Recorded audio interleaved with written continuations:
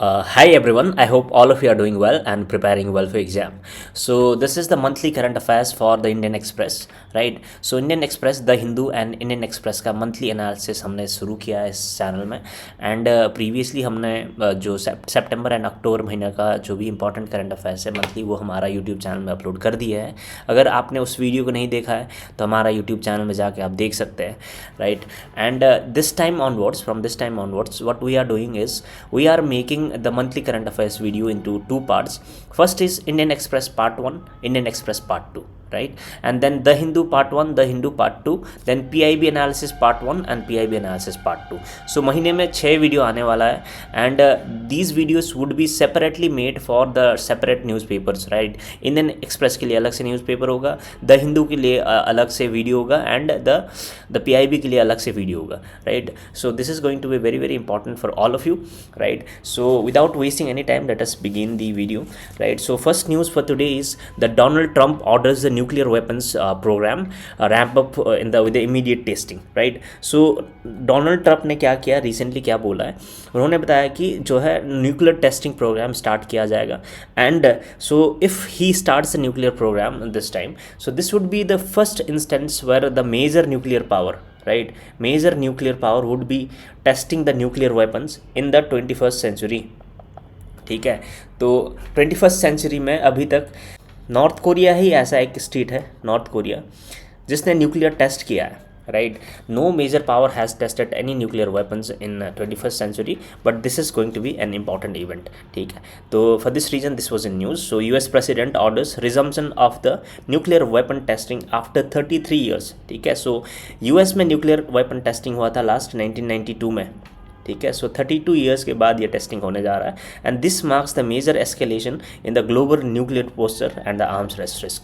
ठीक है, तो आर्म्स रेस का रेस का काफ़ी एक रिस्क हो सकता है इसके चलते, राइट? सो अभी तक का जो है उसका ग्लोबल न्यूक्लियर टेस्टिंग फैसिलिटी का स्टेटस क्या है, let's understand about it, right? Historical background, nuclear era जो है it began in 1945 as you all know, right? So during the World War II there was a arms race for the nuclear weapons etc.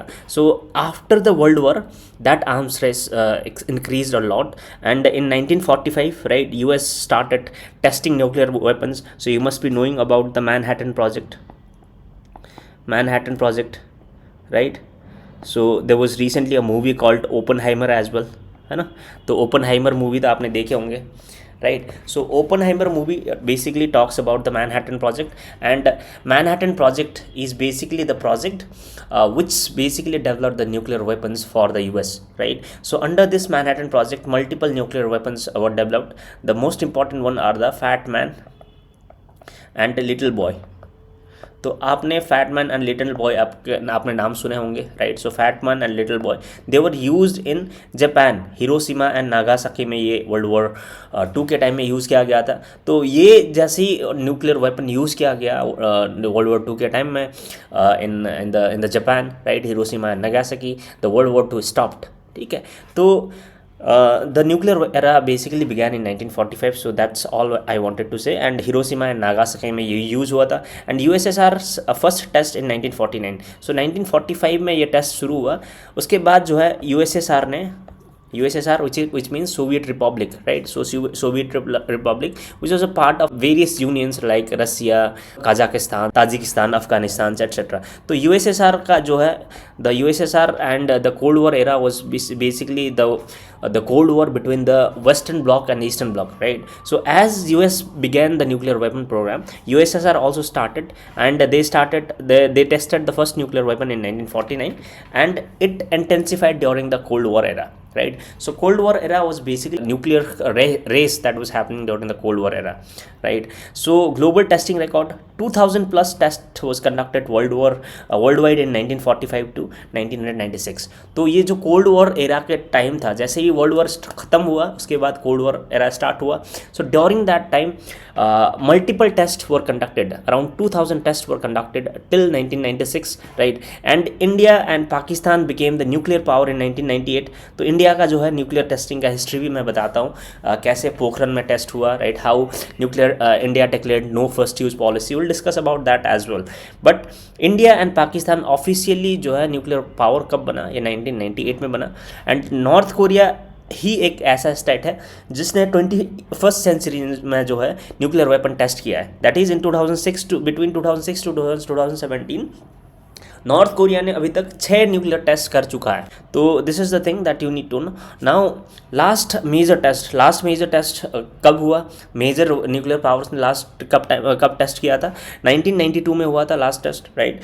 And China and France में 1996 में हुआ था, Soviet union में 1990 में हुआ था, राइट। एंड वाई टेस्टिंग क्यों stop करना पड़ा, because of the severe radiation, land contamination, long-term health damage, in the Pacific Islands, the Kazakhstan, etc.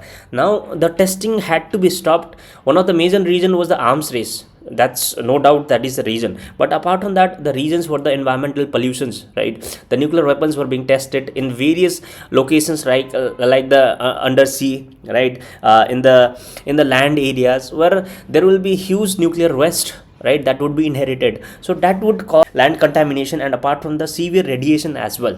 So due to which the testing had to be stopped, right. And the most important reason for stopping the test in the 21st century was the CTBT, right, Comprehensive Test Ban Treaty was established in 1996, and it aimed to end the global nuclear test को ये and करने का कोशिश किया, right. And Russia ratified in 2000, then revoked in 2023, US signed but never ratified.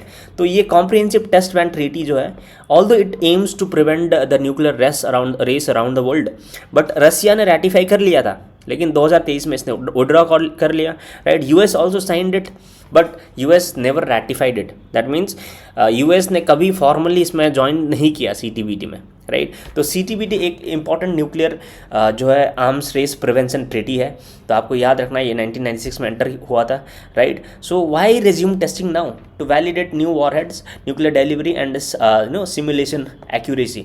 तो US अभी test क्यों नहीं करना चाहता है, right, why the US is trying to resume in order to test the validity, क्योंकि वो जो न्यूक्लियर वेपन्स बनाया गया था ये काफ़ी टाइम पहले बनाया गया था, right. And the US is trying to revalidate them, ठीक है, and send deterrent signals to rival nations to act as a deterrence as well, right, to act as a warning to the enemy, right, because the US का जो है enemies is growing every year. In the Middle East, there are many enemy countries of US, right? For instance, Iran has gone rogue against the US, and there are many Middle Eastern countries which are against US now, right? So for that reason, it will act as a deterrent for the US, right? And अब हम prelims perspective में ये कुछ important nuclear treaties है उसके बारे में जानते हैं. What are the nuclear treaties which are important for the UPSC prelims? The NPT 1968. What is the NPT? NPT basically prevents the nuclear spread, promotes disarmament and peaceful nuclear use.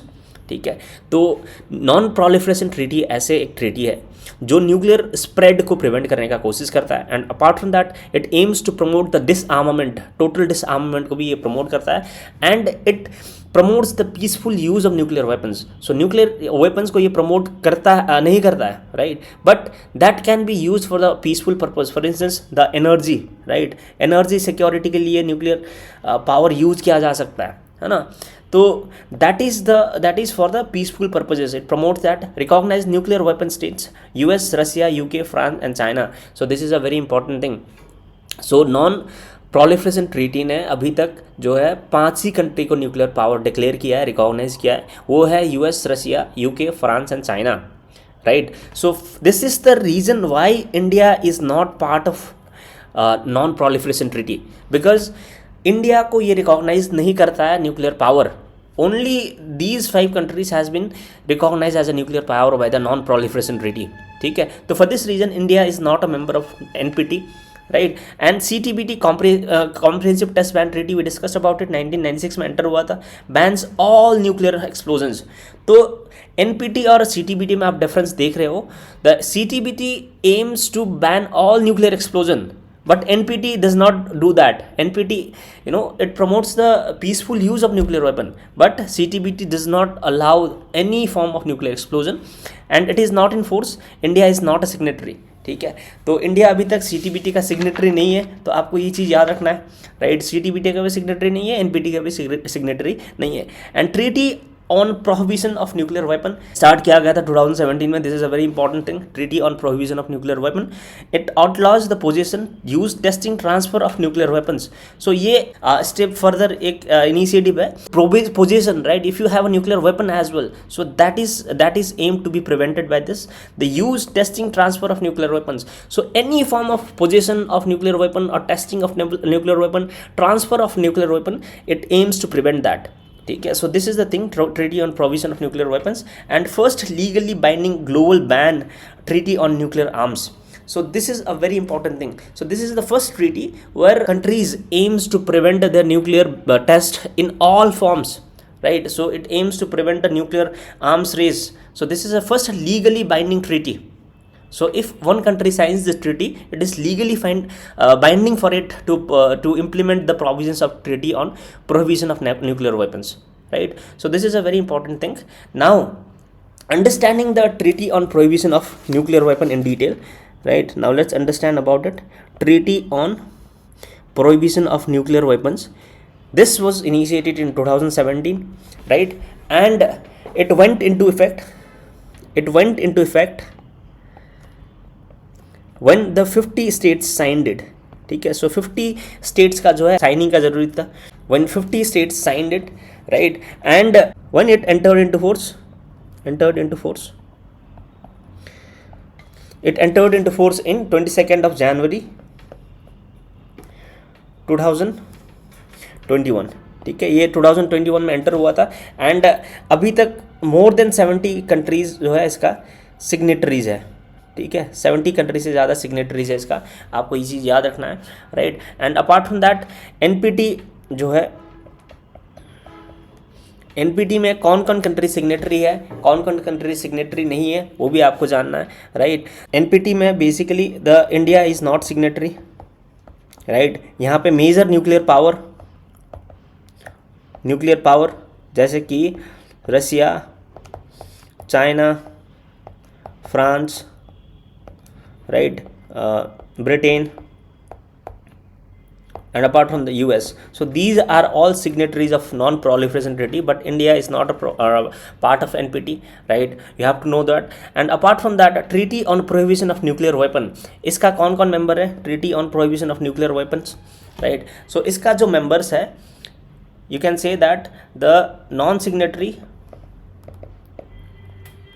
and signatory, किस किस ने sign किया है, किस किस ने sign नहीं किया, right. So non signatories are the India, right.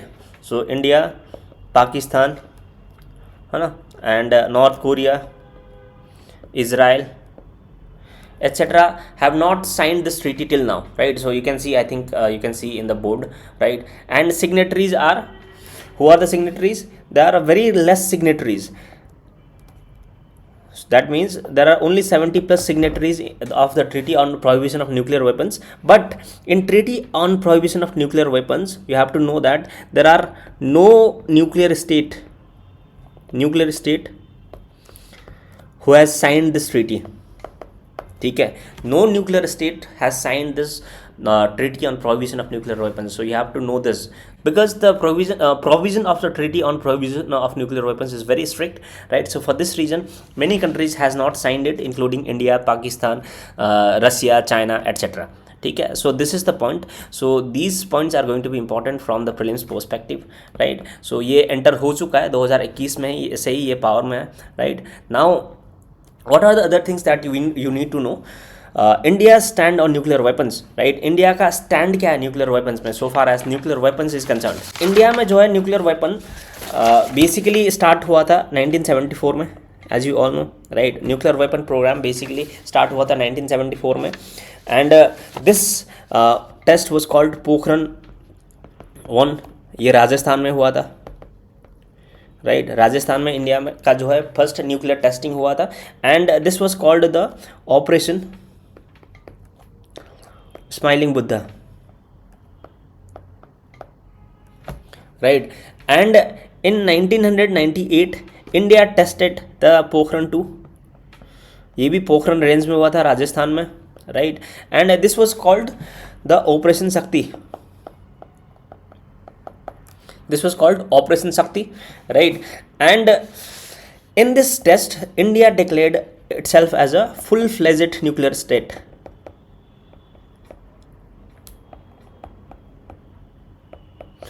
India became full-fledged nuclear state in 1998, right?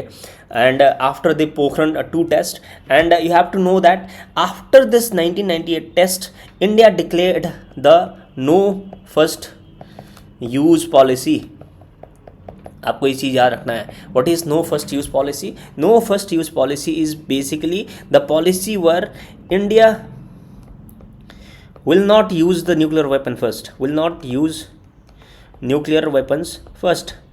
ठीक है, unless some nuclear power uses the nuclear weapon against India, India will not use it, and it will, the nuclear weapon will act as what? Act as deterrence only. Deterrence के लिए ही ये जो है establish किया गया था, nuclear power बना था India, right. So this is the point that you need to know. So ये प्रीलिम्स के पर्सपेक्टिव में काफ़ी इंपॉर्टेंट है. ये history, you can say this is the history of India's nuclear programme, right. Say ये 1974 में स्टार्ट हुआ था, ठीक है.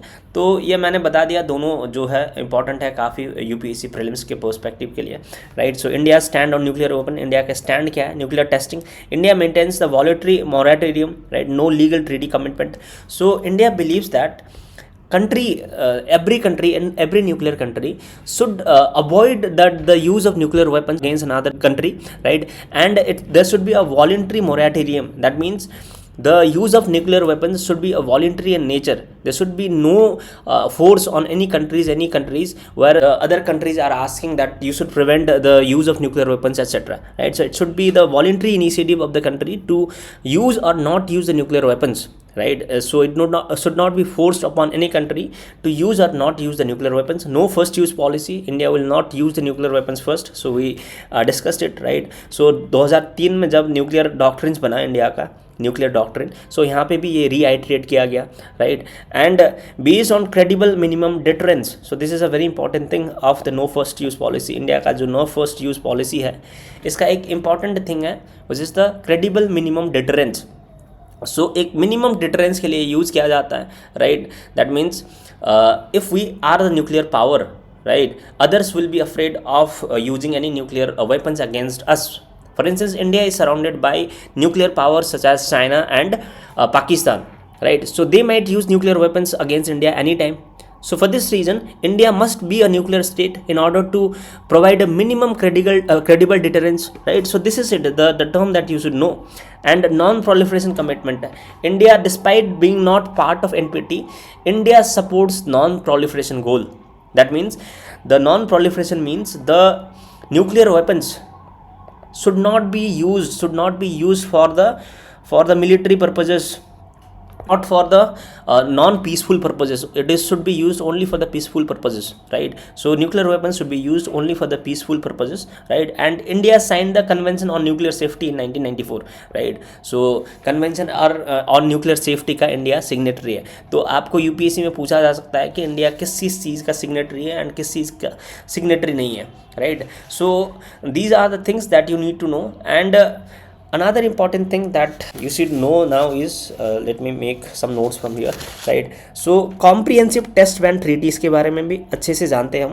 comprehensive test ban treaty, right, ये 1996 में एंटर हुआ था. so comprehensive test ban treaty we discussed about it, right. तो जैसे कि मैंने बताया 2000 before 2000 there were more than 2000 test, ठीक है. 2000 से पहले 2000 से ज़्यादा टेस्ट हुआ था. लेकिन after this treaty came into force, after this treaty was announced, nuclear testing declined by around 200%, right. So there was a huge decline of nuclear testing. So for this reason, this CTBC is one of the important treaty, right. And it has been signed by around 187 countries till now. Signatory इतना है इसका 187 countries, but this has been ratified by how many countries? 187 country. ठीक है। सो CTBT 187 country ने ratify किया अभी तक, and this is not a legally binding treaty, ये भी आपको याद रखना है, this is not legally binding. And apart from that, the members, major nuclear powers like China, US are not members, ठीक है, ये भी चीज़ें आपको याद रखना है। And apart from that, it aims to prevent the global arms race को प्रिवेंट करने का कोशिश करता है, राइट, इसका ये एम है, ठीक है। तो this is the thing that you need to know, and rest of the things we discussed, right. So it aims to prevent all forms of explosion, we discussed about it, right, all forms of explosion को ये prevent करने का कोशिश करता है,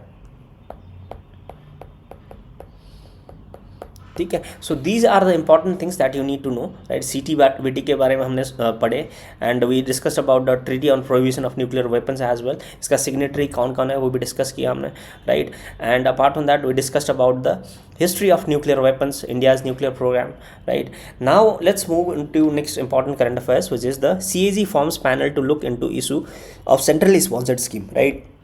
सो centrally sponsored scheme में काफ़ी ज़्यादा इशूज़ है, जैसे कि the cost, right, cost overrun होता है यहाँ पे, and apart from that it cost huge to the exchequer, right, exchequer में काफ़ी ज़्यादा कॉस्ट देता है ये। The cost of the centrally sponsored scheme by the union government is very high, the union budget has to keep a significant amount of money for the centrally sponsored scheme, so there are many challenges, implementation challenges, etc. So to study this, the CAG has formed a committee or panel to study the centrally sponsored scheme, right. So for this reason this is important. Now before we move into this topic, we need to know about what is CAG, right. So this is the Comptroller and Auditor General of India, right, Comptroller and Auditor General of India, and this is a constitutional body, this is totally a constitutional body, right. That means it has been formed by the Constitution of India, and the article which provides for the CAG is Article 148 to 151, right. So Article 148 specifically talks about the appointment of CAG, ठीक है। तो आपको ये चीज़ याद रखना है, and apart from that what else that you need to know, the CAG, the age limit कब तक रह सकता है, टिल 65 ईयर्स, और 6 ईयर्स ये ऑफिस में रह सकता है, राइट, CAG। तो आपको ये चीज़ याद रखना है, CAG का जो है कितने साल तक ऑफिस में रह सकता है, 65 years and 6 years. And how, what is the process of removal, CAG को कैसे रिमूव कर सकता है, by the proved misbehaviour and incapacity, ठीक है। तो रिमूवल प्रोसेस क्या है, प्रूव्ड मिसबिहेवियर और incapacity, that means they can be removed as और on same ground as the supreme court और हाई कोर्ट जजेस, ठीक है। तो सुप्रीम कोर्ट और हाई कोर्ट का जजेस को जैसे रिमूव किया जाता है, वैसे ही द CAG का जो है मेंबर्स को और CAG को रिमूव किया जाता है। तो this is the point that you need to know, the CAG can not be removed easily by the central government, it has to follow certain procedure as followed for the supreme court और high court जजेस, ठीक है। तो CAG के बारे में आपको जानना है, CAG it is also the head of audit and account department, right, it is head of audit and accounts department, ठीक है। तो आपको ये चीज़ें याद रखना है, right. So these are the important things that you need to know, and now what you need to know in this topic is the centrally sponsored scheme. What is the centrally sponsored scheme, right, and what is the central sector scheme? ये दोनों क्या है आपको जानना है, difference जानना है, right. So centrally sponsored scheme means the scheme where both centre and state funds, ठीक है, funding is provided by both centre and state, but in central sector scheme only centre provides the fund, only centre funds, ठीक है। And the revenue sharing formula for the centrally sponsored scheme is mostly 90:10 for hilly states, northeastern states, right, and other special states, है ना. And for the other states it is usually 60:40. ठीक है, तो this is the sharing formula, revenue sharing formula. And in the central sector scheme 100% it is centrally funded. ठीक है, तो ये दो चीज़ें आपको याद रखना है centrally sponsored scheme and central sector scheme में. एंड एग्जांपल्स क्या क्या दे सकते हो सेंट्रली स्पॉन्सर्ड स्कीम क्या क्या है, जैसे कि MG नरेगा हो गया, राइट, द PMGSY हो गया. So these things are centrally sponsored scheme. And central sector scheme में there are schemes like Bharat net, है ना. So the schemes which are directly funded by the central government, right, national infrastructure pipeline, है ना. So these things are the centrally sponsored scheme. So central sector scheme means 100% funded by the centre, and centrally sponsored scheme means which are funded by centre and states both. ठीक है, so this is the thing that you need to know. Now other things that you need to know is the CAG. We discussed about that, right. And what are the challenges that the CAG is facing, that is the centrally sponsored scheme is facing, right. So we need to discuss about that. Lack of transparency, there is lack of transparency. CAG funds not clearly shown the state budgets, so state budget में ये clearly दिखाया नहीं जाता है. And apart from that, center state shares often merged, weak alignment with SDGs, so sustainable development goal के साथ alignment इसका नहीं है, right. Overlapping reports, inconsistent counting, poor impact on tracking, right. So यहाँ पे जो है overlapping of reports, कई सारा रिपोर्ट है जो ओवरलैपिंग है, right. So for that reason we need to simplify those reports. And there is inconsistent accounting. सो कैसे अकाउंटिंग किया जाता है सेंट्रली स्पॉन्सर्ड स्कीम का, there is no proper mechanism for that. So due to which there is a high corruption here, right. So there is a high corruption, है ना, and leakage and unpredictable funds flow. So fund जो आता है यहाँ पे there is irregular transfer of funds here, right, due to which there is project delays, idle funds, right. So these things leads to suffering over there and inflexible allocation. So there is the issue of allocation, right. So some states are getting higher funds, some states are getting less funds. For instance, there is a issue of MG Narega in West Bengal, right. So in West Bengal, so West Bengal, it is said that after 2022 or after pandemic, the West Bengal is not getting any funds. It is not getting any funds for the MG Narega, right. So there is a issue on that, right. And there is a issue of Har Ghar Jal Nal scheme in West Bengal, right. So these are all centrally sponsored scheme, and these are facing many challenges of the implementation and center state conflict, right. And problems in payment system, there is unpredictable payment system.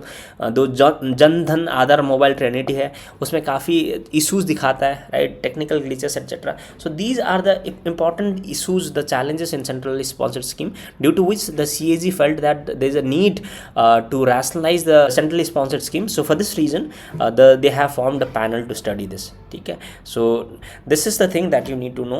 Now moving on to next current affairs, which is the why Supreme Court held minors can reject property sale made by the guardians after the attaining majority, right. So this is a very important news. In fact, the minors, who are the minors as per the different laws, right. For instance, in India the minors are the people who are below 18 years of age. ठीक है, तो below 18 years का जो भी as का person है, decision taken bye them is not valid as per the Indian laws, because they are considered minor, right. So for them, there are guardians or there are parents who takes decision on their behalf, right. Let's say you are a minor who are below the age of 18 years.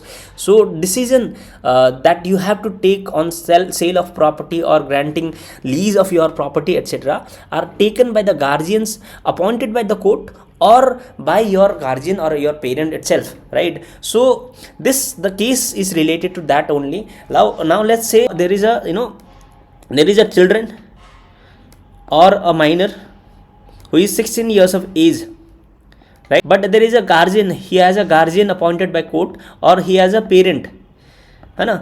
Now this parent or this guardian wants to sell the property of this child, right, now the child is not at has not attained the major age, that is he's not 18 years of age. So what they can do, can the guardian sell the property in the on the behalf of the children?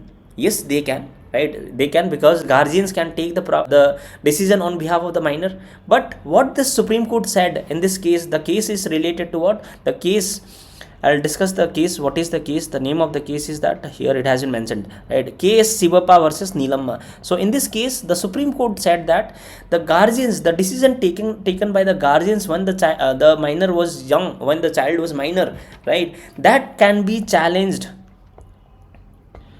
by minor when the minor attains the age of majority.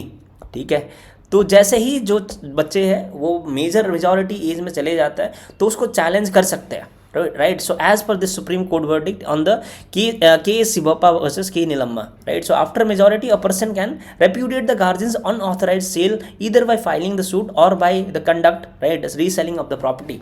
ठीक है, तो suit file करके और resale करके एक decision taken by their parent और guardian can be nullified, right? So strengthens the protection of the minor's property rights. ठीक है, तो माइनस का प्रॉपर्टी राइट को स्ट्रेंथन करता है, ये आपको ये चीज़ जानना है. And background of the case, the father, the natural guardian solds plots purchase the son's names without the district court approval. तो ये केस था, राइट? ये केस से रिलेटेड कुछ जानकारी है.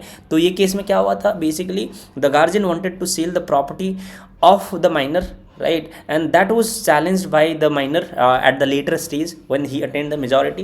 So case was related to that only, right? So Supreme Court's ruling 2025 में क्या बोला, two valid modes of repudiation. जो minor है वो repudiate कर सकता है जो property उसका sale हुआ था, that was done as was done by the guardian or the parent, right? Filing a suit to set aside guardian's sale.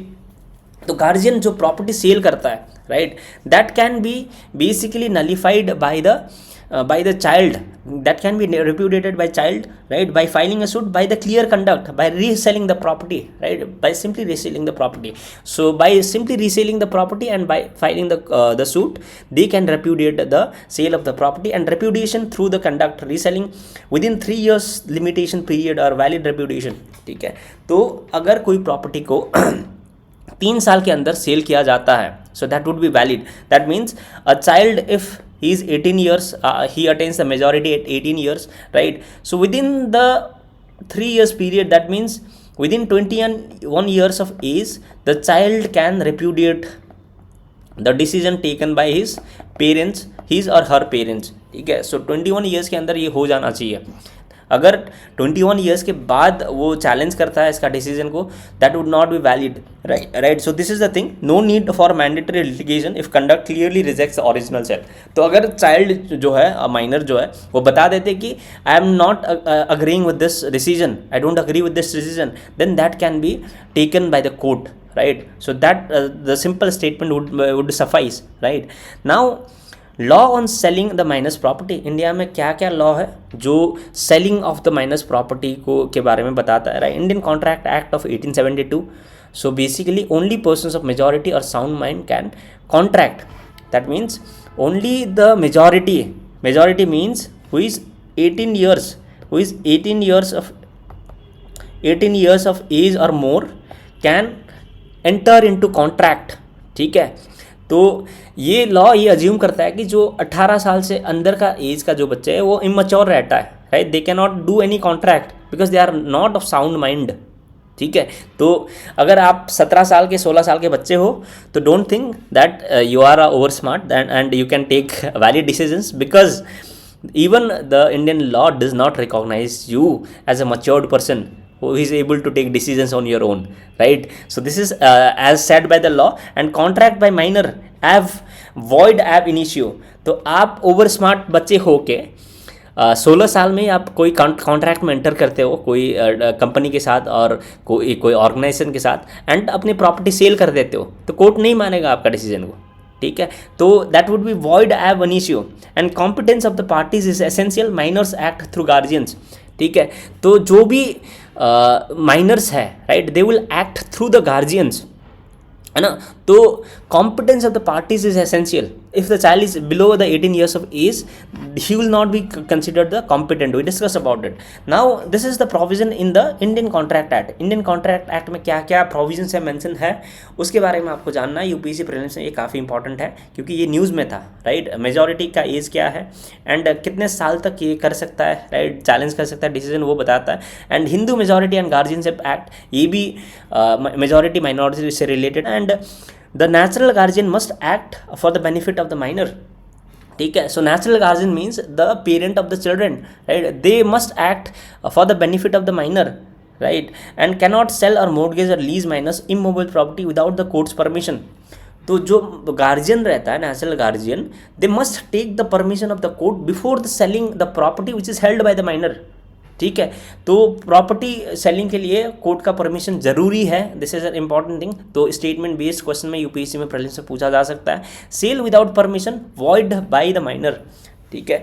तो अगर कोई प्रॉपर्टी को सेल किया जाता है without the permission of the minor, that would be void by the, that can be declared void by the minor, right. Guardian and wards act 1890. Guardian needs court sanction for disposing the ward's property, ensures judicial oversight for the protection of minors, right. So guardian needs the court sanction for disposing the ward's property.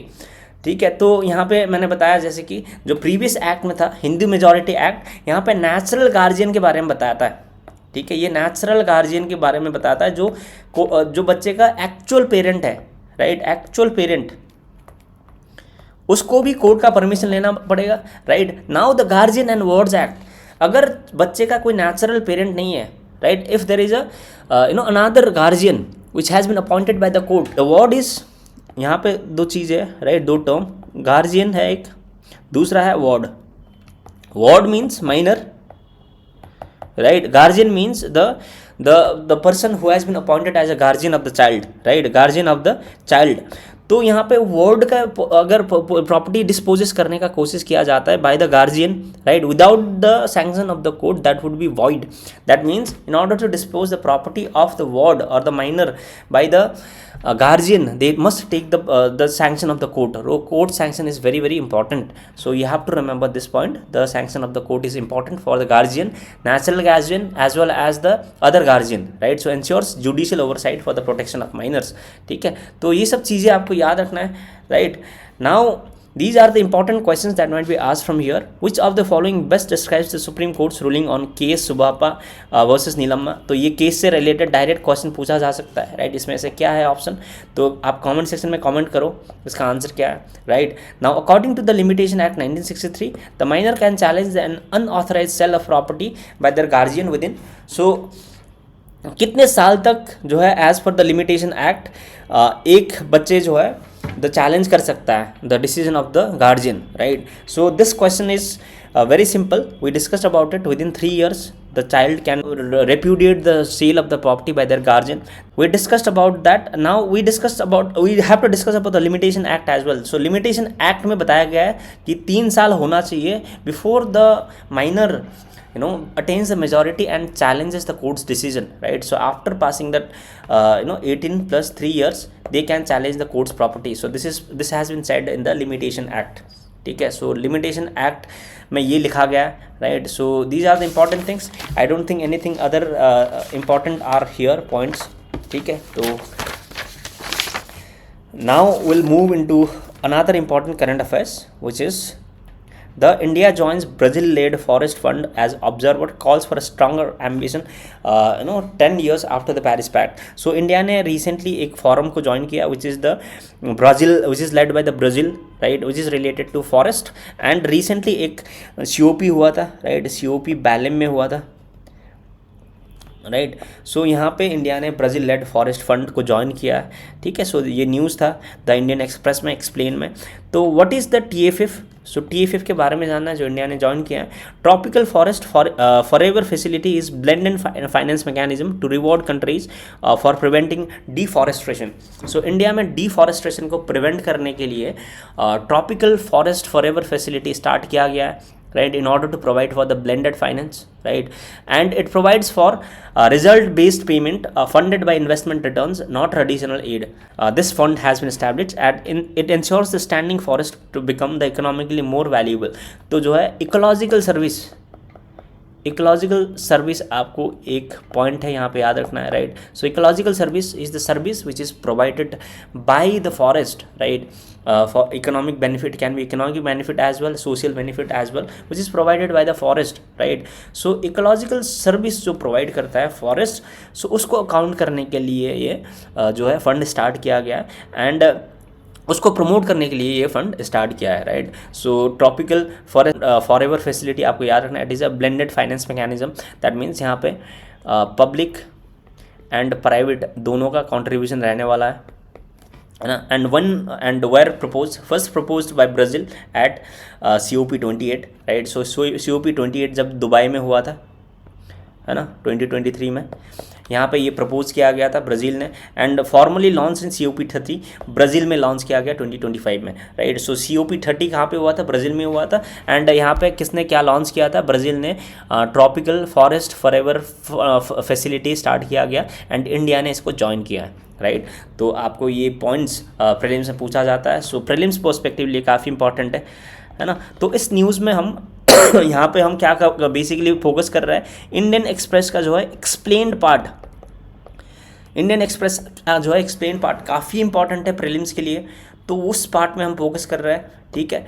तो यहाँ इसीलिए काफ़ी factual points है, आपको याद रखना है ना। Origin of the initiative global south led mechanism, global south का जो कंट्रीज़ है उसका लेड इनिशिएटिव है and it is basically led by Brazil and jointly saved by Colombia, Ghana, Indonesia, Malaysia and Democratic Republic of Congo, right. So you can see the countries here, Colombia, Ghana, Indonesia, Malaysia, DRCs, right. So these are all global south countries and supported by Germany, France, UAE, Norway and global north का जो countries है economically, not only in terms of the geographically north but the economically as well, they are very much advanced, right।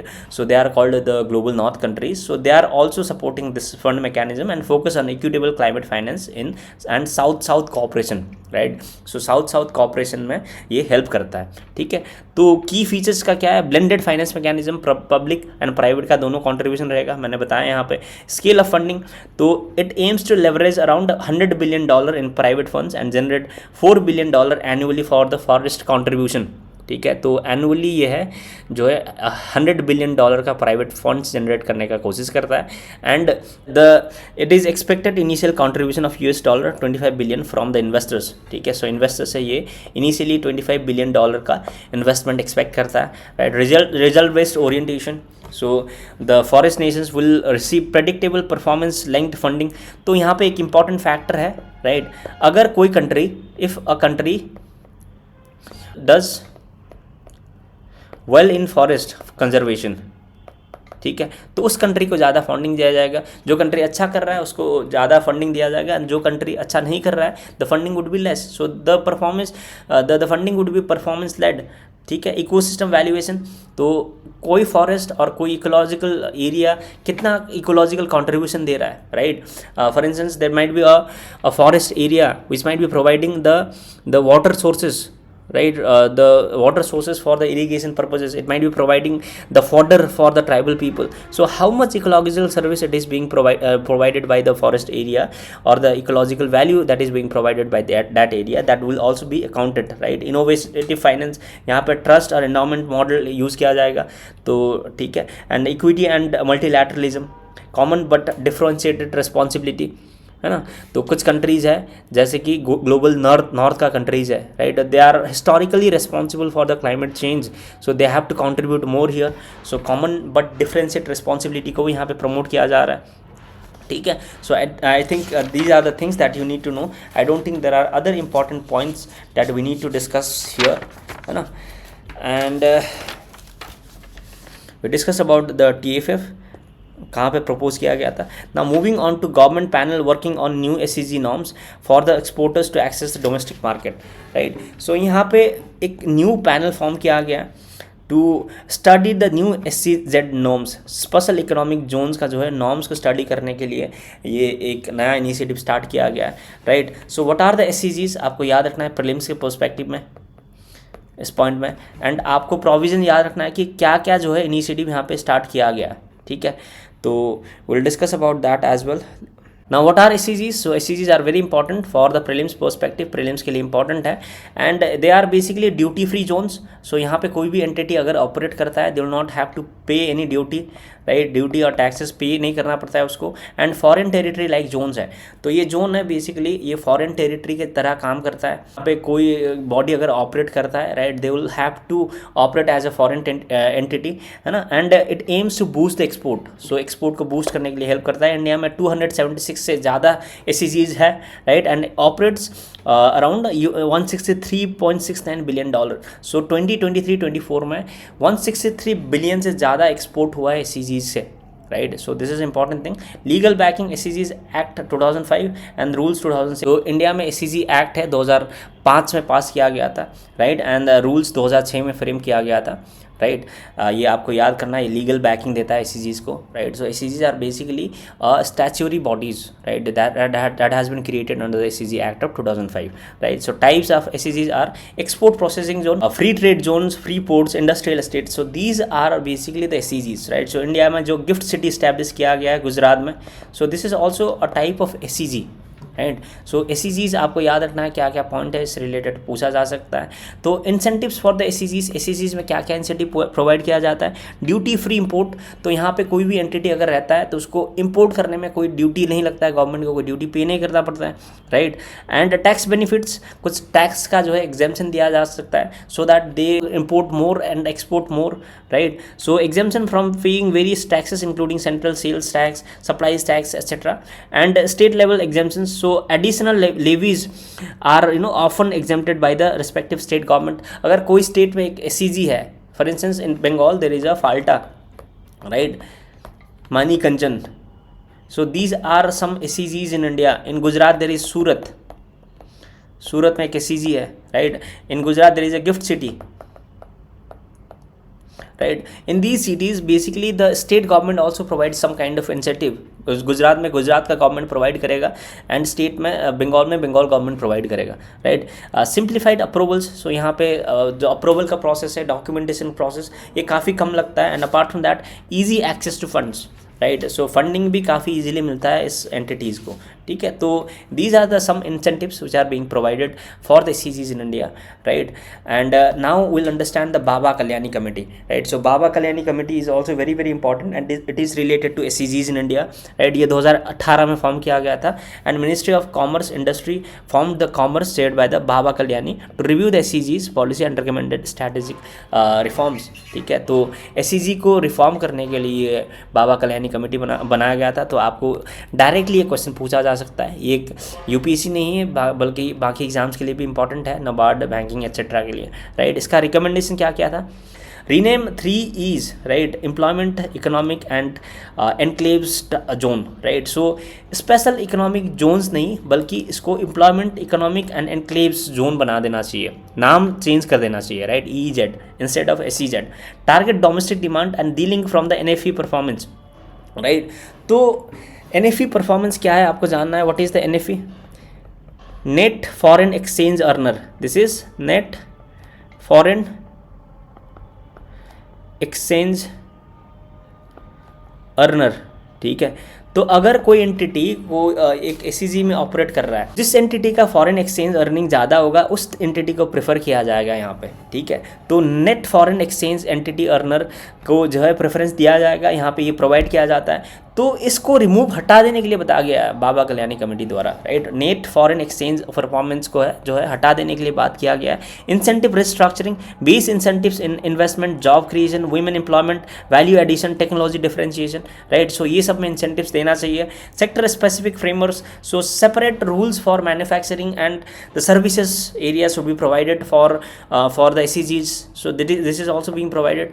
तो manufacturing sector के लिए अलग से rule होना चाहिए एंड सर्विसेज के लिए अलग से रूल होना चाहिए as per this Baba Kalyani committee, right. Infrastructure and ease of doing business को प्रमोट करना चाहिए, right. So these are some of the recommendations which was recommended by Baba Kalyani committee, ठीक है. सो बाबा कल्याणी कमेटी का ये सब रिकमेंडेशन है, आपको जानना है. Now next important current affairs is India and Bahrain to cooperate on fighting terrorism, right. So recently India Bahrain का जो है एक फॉरम हुआ था, राइट, समिट हुआ. तो यहाँ पे टेररिज्म को फाइट करने के लिए बात किया गया था, राइट. राइट। तो यहाँ पे आपको प्रीलिम्स पर्सपेक्टिव में बहरीन का लोकेशन जानना है, right. So Bahrain is basically located here in Persian gulf, ठीक है। So this is the Bahrain, the capital of Bahrain Manama, and this country is Bahrain, right, and it is surrounded by the Persian Gulf, and here you can see south east में Qatar है, and in the east west there is a Saudi Arabia, right। so Bahrain का location जानना है, यहाँ पे UAE है। तो कभी कभार यूपीएससी नॉर्थ टू साउथ क्या है कंट्रीज़ का, कोई कंट्री का कैपिटल क्या है, राइट। स्पेशली यूपीएससी का पर्शियन गल्फ और मिडिल ईस्ट काफ़ी इंपॉर्टेंट है, मिडिल ईस्ट से काफ़ी क्वेश्चन पूछा जाता है, तो आपको वो चीज़ जानना है, right. Now so far as Bahrain is concerned, so you need to know some important points. So Bahrain से रिलेटेड इंडिया का जो ट्रेड वैल्यूज है वो सब जानना है। तो so far as Bahrain is concerned, the bilateral trade, right. So Bahrain and India का जो है रिलेशनशिप के बारे में जानता है। बायलैटरल ट्रेड कितना है दोनों का, bilateral trade it is basically around 1.6 billion, 4 billion in 2024, ठीक है। बायलैटरल ट्रेड इतना है। एंड बहरीन का जो है, बहरीन का India is top 5 investor and business partner और ट्रेड पार्टनर, ठीक है। इंडिया का बहरीन नहीं, लेकिन बहरीन का जो है इंडिया टॉप 5 इन्वेस्टर है और ट्रेड पार्टनर है, वो चीज़ आपको याद रखना है।